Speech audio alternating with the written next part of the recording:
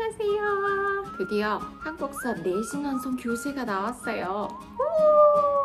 교재 언박싱도 해보고 같이 어떻게 공부하면 좋을지를 생각을 한번 해보겠습니다. 여러분, 한국사 내신 완성 교재가 나왔어요. 교재는 이번에 언박싱이라고는 하지만 저는 이미 풀어봤습니다. 3권이 이렇게 들어가 있는 거를 볼 수가 있을 거예요. 실제 수업에서 활용을 하는 것은 교재 2권으로 구성되어 있고, 한국사가 2021 개정 교육과정에서 교과서가 2권으로 늘어난 거 아시죠?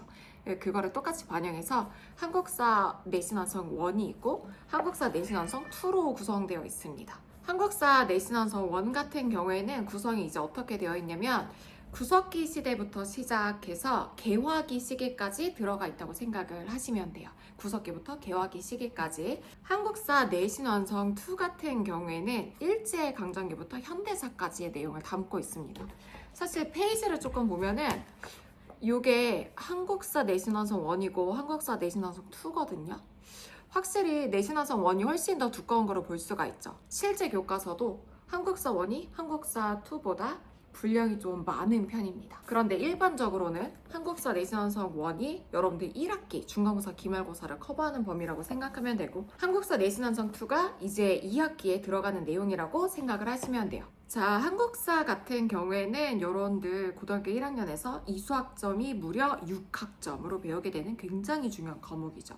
그런데 실제로 중학교 때 역사, 한국사 되게 쉽게 공부했는데 쉬운 거 아니야? 라고 생각을 할 수가 있지만, 고등학교 한국사는 난도가 훨씬 더 높을 거예요. 그리고 항상 얘기하지만 수능 한국사는 쉽지만 내신 한국사는 굉장히 어렵습니다. 그거에 잘 대비를 하게 만들기 위해서 선생님이 교재도 굉장히 심혈을 기울였어. 이번 표지도 메아리 작가님이 작업을 해주셨어요. 그리고 이다지도 간절한 기적 노트가 있죠. 선생님이 온라인에서도 그렇고 오프라인에서도 학생들을 만나보면 짹짹이들이, 특히나 공부를 잘하는 짹짹이들이 한결같이 하는 게 있더라고. 바로 노트 필기였습니다.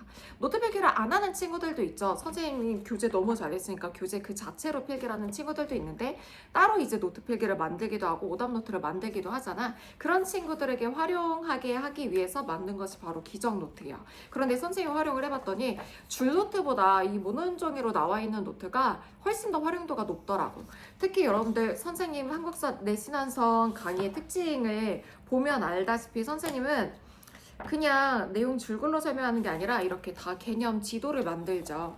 이 개념 지도를 만들어서 내용들을 보기 때문에 여러분들이 만약에 이거를 그대로 노트 필기로, 나만의 노트 필기로 만든다고 하면은 줄 긋고 도형 그리고 그래프 그리는 것이 워낙 많기 때문에 모논종이로 만들어진 게 훨씬 더 활용도가 높겠다라고 생각을 했어. 그래서 이 기적 노트는 단권화 노트로 활용하시면 좋습니다. 선생님 강의에선 여러 번 얘기를 했는데, 단권화 노트를 만들 때는, 시험을 위한 여러분들만의 필살기를 만들 때는 일단 인강 들으면서 교재에다가 노트 필기했던 내용들 있죠. 그거랑 학교 선생님의 프린트의 내용들을 한 군데다 모으셔야 돼요.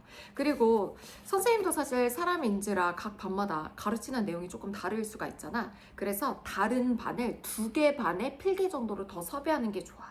특히 필기를 좀 잘하는 친구들이 좋겠죠. 그래서 1반에서도 강조한 거, 2반에서도 강조한 거, 우리 반에서도 강조한 거, 이 내용들을 모으고 선생님 수업의 내용까지 모아가지고 기적 노트에다가 단권화를 하시면 굉장히 좋을 것 같아요. 그리고 선생님이 정말 야심차게 제작한 스티커도 들어가 있습니다. 6장이 들어가 있는데, 첫 번째 스티커가 교재에 나와 있는 흐름 다지기랑 관련된 내용들이에요. 무신정변이라던가 예를 들어서 연맹왕국이라던가 이런 내용들을 일러스트로 표현한 거. 그래서 흐름 다지기랑 관련해서 교재에 나와 있는 일러스트를 담은 것이 스티커로 제작한 게 2장으로 되어 있고, 그 다음에 인물편이 들어가 있습니다. 2022 개정 교육과정에서 교과서가 총 9종이에요. 이 9권의 교과서에 들어가 있는 내용들 중에서 여러분들이 반드시 알아야 되는 인물을 하나하나 다 일러스트로 제작을 했습니다. 그리고 유물유적편이라고 해서 유물유적과 관련된 내용들도 2022 개정 교육과정에서는 문화사 파트가 강조된 것이 특징 중에 하나예요. 유물유적과 관련된 것도 이렇게 같이 제작이 되었습니다. 한 장으로 총 봐야 되는 유물 유적을 정리를 해놨고, 그리고 마지막으로 다지센 것 양이들 스티커까지 같이 수록을 해놨어요. 이걸 어떻게 활용하면 좋을까? 일단 노트 필기를 해 나갈 때 노트 필기를 꾸미면서, 여러분들 흥선대원 군 직접 그리기 어렵잖아. 스티커에 있는 내용들을 붙이면서 보셔도 좋을 것 같고요. 근데 이런 친구들도 있지. 선생님 저는 노트 필기를 따로 안 해요. 그냥 교재에다가 다 필기를 하는데 이런 친구들한테는 어떻게 활용하면 좋을까요? 하는 내용을 대비해서도 선생님이 이 활용법을 알려주려고 책을 조금 가지고 와봤어. 선생님랑 같이 스티커 어떻게 활용하면 좋을지 한번 봅시다. 일단 여러분들 우리 기적 노트에다가 이렇게 노트 필기를 한다고 해봐봐. 그러면 고려시대 전체적인 흐름을 잡는 거잖아. 흐름 다지기 편에 보면은 여기에 활용할 수 있는 내용들이 엄청나게 많아요. 선생님 교재에 있는 흐름 다지기 들어간 내용들을 여기에다가 이제 다 모은 거니까, 예를 들어서 호족지배기에 우리 내신에서 정말 많이 출제가 되는 태조 왕건과 관련해서는 왕건의 결혼 정책을 반드시 알아야 되는 내용 중에 하나이지. 그럼 이런 식으로 필기를 해 나가는 거야. 그래서 왕건의 결혼 정책 하고서 이렇게 스티커로 넣어놓으면 훨씬 더 기억하기가 쉽겠죠. 이것들뿐만 아니라 문벌 지배기의 큰 특징 중에 하나였던 문벌의 권력이 너무 강했다라고 하는 것도 이렇게 붙여놓고, 무신집권기에 무신정변이 일어나게 되죠. 무신정변은 연표적으로도 아주 중요한 사건이니까 무신정변 붙이고 무신정변과 관련된 필기도 더 더해 나가는 거지. 그러다가 원나라 간섭기에는 친원파 세력이었던 권문세족의 권력을 장악한, 권문세족과 관련된 스티커도 떼서 이렇게 붙이고, 권문세족의 성격을 적어놔도 좋겠지.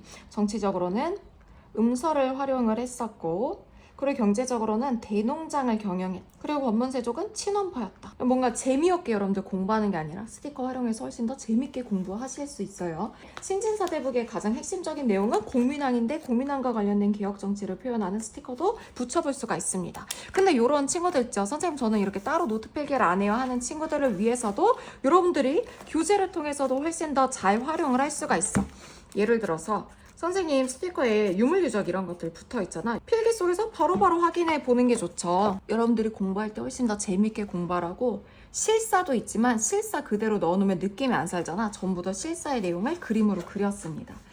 자, 이렇게 논산 관촉사석조 미륵보살 입상 필기 노트 옆에다가 논산 관촉사석조 미륵보살 입상이 이렇게 생겼구나 여러분들 파악할 수 있을 것 같고, 경천사지 10층 석탑도 화살표로 표시해 놓으면 되겠지. 이렇게 붙여 놓으면은 내용 공부하면서 바로바로 확인이 되겠죠. 스티커를 보면은 유물유적편에서는 여러분들이 각 시대별로 파악해야 되는 유물유적이 모두 다 담겨 있습니다. 2022 개정 교육과정에서는 예전에 빠졌었던 조선시대 문화사까지도 내용들 들어왔잖아. 이런 내용들 정도는 최소한의 정도로 여러분들이 파악을 해 두셔야 된다는 거죠. 잘 보셨나요? 선생님 항상 강조하지만 선생님 교재와 강의를 여러분들이 잘 활용해주면 너무너무 기쁩니다. 그래서 여러분들 교재 잘 활용해 주시고 선생님이랑 같이 강의에서 만날게요. 안녕.